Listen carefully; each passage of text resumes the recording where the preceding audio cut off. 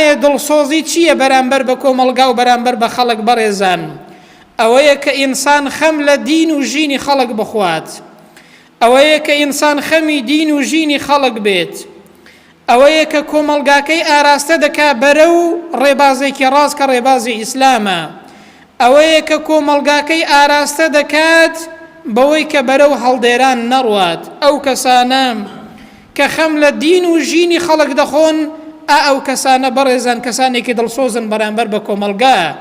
واتە ئینسانی ئیماندار کەسایەتی وایە لە ناو کۆمەڵگادا کەسێکی دڵسۆزە بەرامبەر بە دین و ژینی خەڵک ئاراستە دەکا بەرەو ڕێبازێکی دروست.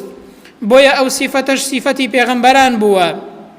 تەماشاکەن بەڕێزان، هود پێغەمبەر بەگەلەکەی دەڵێت ئوبەلیغوکم ڕیسالاتی ڕەبی، پەیامی پەروەردگارتان پێدەگەێنم، وئەنە لەکم ناصح ئەمین، و من لە بەرامبەری ئێوەدا بەرامبەر بە ئێوە کەسێکی دڵسۆزم واروایە کەسێکی دەستپاکم.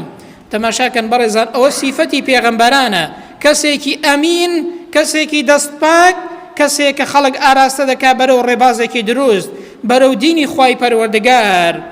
بۆیە بەڕێزان دڵسۆزی ئەوەیە کە ئینسان خەڵک بەرەو خوای پەروەردگار ببات.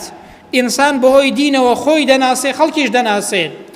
ئەو کەسەی کە دڵسۆزی خەڵکە، ئەو کەسەی کە خەڵک بەرەو خوا دەبات، ئەو کەسەی کە خەڵک بەرەو ڕێبازێکی دروست دەبات، ئەو جۆرە کەسانە بەڕێزان لە ناو کۆمەڵگادا کەسانی دڵسۆز و ئەمین و دەستپاکن. بەڵام ئەو کەسەی کە دین و ژینی خەڵک وێران دەکات، ئەو کەسەی کە خوڕەوشتی خەڵک بەرەو هەڵدێران دەبات، بەڕاستی ئەو کەسانە دڵسۆزی خەڵک نین.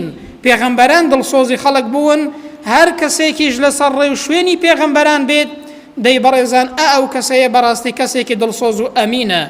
ئەوە کەسایەتی ئینسانی ئیماندارە، کەسێکە هەست بە بەرپرسیارەتی دەکا و کەسێکی ئەمین و